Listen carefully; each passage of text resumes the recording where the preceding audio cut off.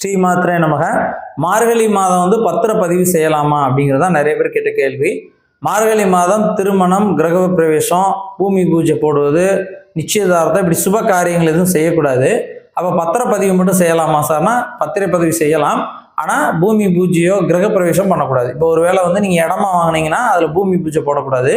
ஒருவேளை நீங்கள் வீடாகவே வாங்குறீங்க, உங்கள் பேரில் பத்திரம் பதிகிறீங்க அப்படின்னா மார்கழியில் பதியலாம். ஆனால் அந்த வீட்டில் மராமத்து பணிகளோ அல்லது கிரகப்பிரவேசம் பால் காய்ச்சறதோ கூடாது. அந்த வீடை வாங்கி வச்சுட்டு தை இல்லைன்னா மாசியில் தான் நீங்கள் பால் காய்ச்சி குடி போகணும். பத்திரப்பதிவு மட்டும் செய்யலாம், மற்ற காரியங்கள் எதுவும் செய்யக்கூடாது. இந்த வீடியோ பிடிச்சிருந்தா மறக்காமல் லைக் பண்ணுங்கள். நன்றி.